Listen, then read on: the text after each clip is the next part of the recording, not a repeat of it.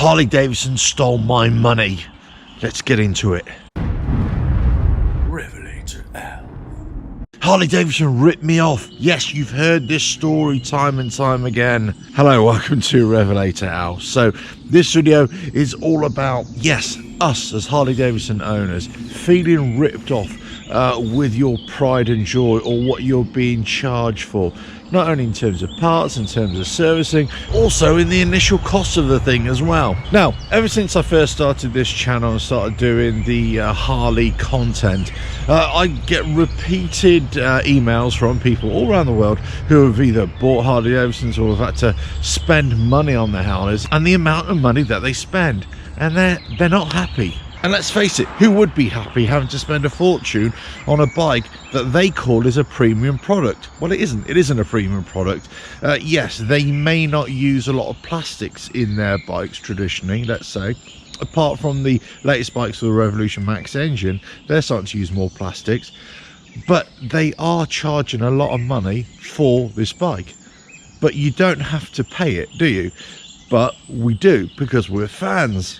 Because we like the bikes, yes? But I suppose people can get over the initial purchase price if they could afford it, of course. And they, it's up to them whether they want to spend that money or not. Or if they go for a cheaper alternative, or just another brand of bike. It really depends on your taste, of course. That's a side issue.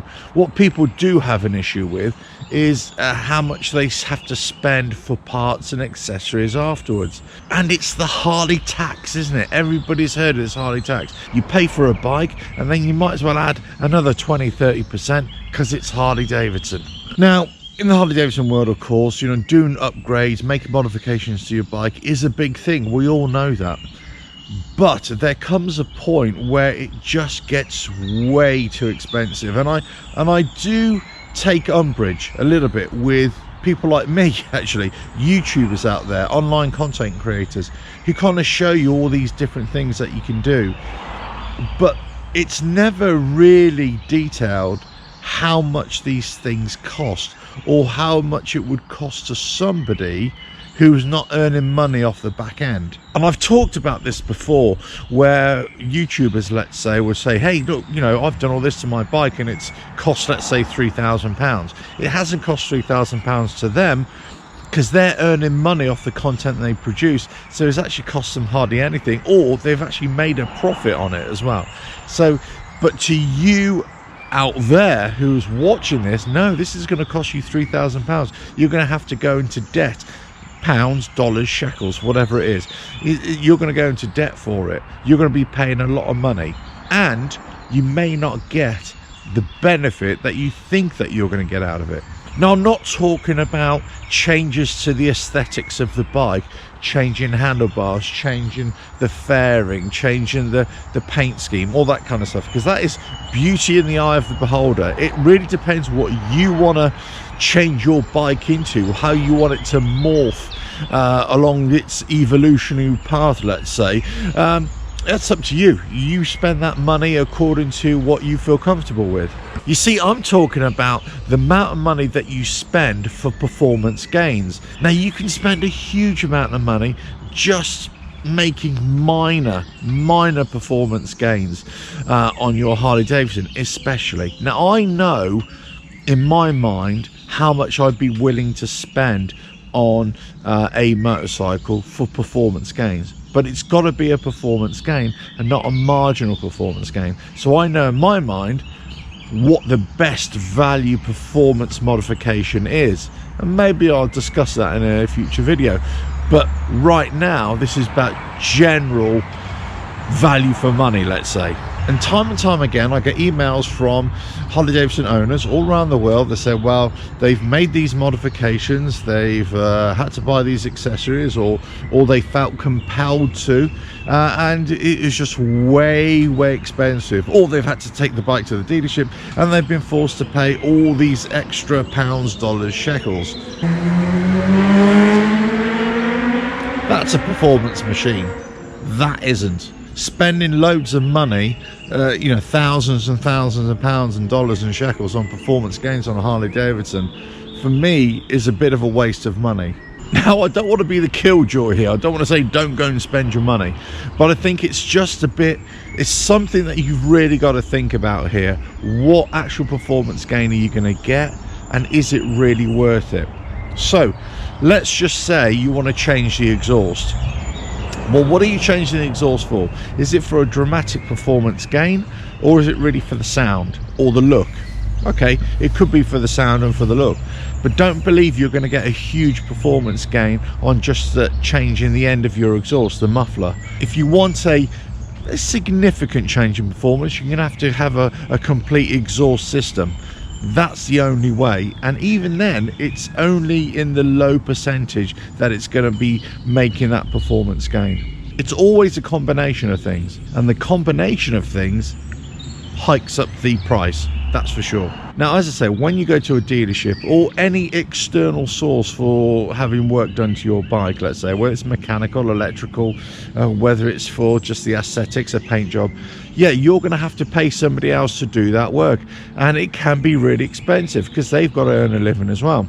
The thing is with dealerships, as we know, yes, they are expensive, but look, they are running a big business. These things cost a lot of money as well. This is not a defense. I'm loath to take my bike to a dealership for work that I can do as well, so I wouldn't do it. You know, if let's say there's something I can't do on my bike, or I haven't got the tooling for it, you know, I would be looking at local mechanics to see if they can do this work properly as well. So you've got to look at what the dealership can offer you in terms of service, how much they're going to charge you, but also what the alternatives are as well. There is no doubt the Harley Davidson riders, for the most part, know what they're getting into. They know they're buying a higher priced bike. It's an aspirational bike for many, but it is overpriced. There is no doubt about it. And it's only when you start owning it for the first time that you really start realizing, well, the quality isn't that great at times, and things do go wrong. Guess what? Just like any other bike, just like any other brand, it's the amount of money that you have to spend, you know, it's the amount of servicing, and it's the amount for parts. But that's no different from, let's say, a BMW or a Ducati or anything like that. You know, it's just that when you compare the level of technology on these bikes in comparison to some of those other brands, then there is a bit of a gap, but you're still being asked to pay a lot of money. So I suppose that's where some of the resentment comes from. You know, people are spending a lot of money, so because that, they expect a higher level of quality, a higher level of service, you know, a better value for money, let's say. But that just doesn't go hand in hand. It's not always the case. Just because you're spending a lot more money does not make this a premium product. Just because you're paying more at a dealership for servicing does not make it a better service. Just because you're paying more for a part from Harley Davidson, let's say a Screaming Eagle performance part, it doesn't actually make it a better part. In fact, as we know, alternatives are often better. So I suppose the point of this video is, look, if you're going to buy a Harley Davidson or any expensive bike, let's say, yeah, you're going to be spending a lot of money. You might have to go into debt over it. You might have to go on some kind of finance scheme, but the chances are it's going to cost you even more money, and those costs can go up and up and up, and so you have to go into this eyes wide open. And again, this is where I take umbrage with some YouTubers out there who are, let's say, they're fans of the brand, and I get that because I'm a fan of the brand, but I'm not a fan of spending unnecessary money on a bike. But I take umbrage with some YouTubers out there who will say, oh look, there's this part here I've just got for my bike, and look, you should go and buy it too, and this is what you should do, and yeah, go and spend that money. And you're like, go, hold on. And just because I'm spending this money on a particular part on my bike and it's right for me, it doesn't mean it's right for you. And also, I might be in a different financial position than you, and costs are going up. You know, people can't afford this.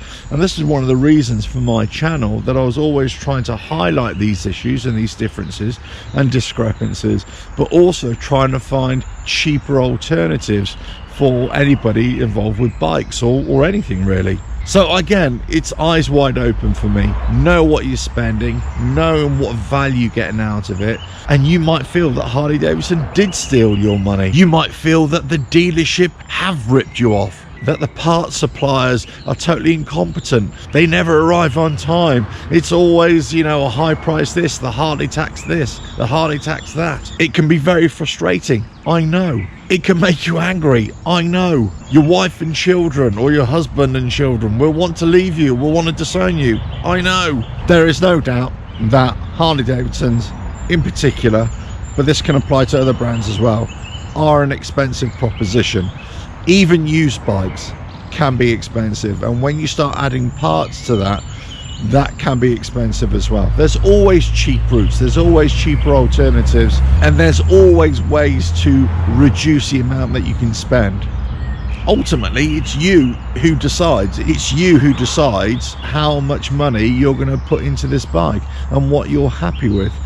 So always look for the cheaper alternatives. Shop around, not only in terms of who's going to work on your bike, but what parts you're going to put on your bike. Try and look at used parts as well.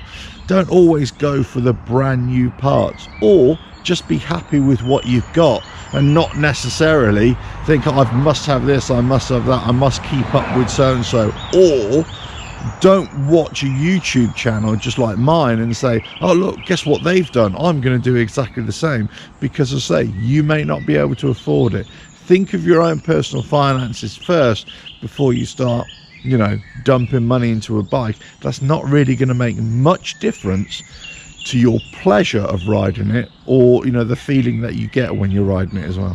Anyway, hope you found that useful.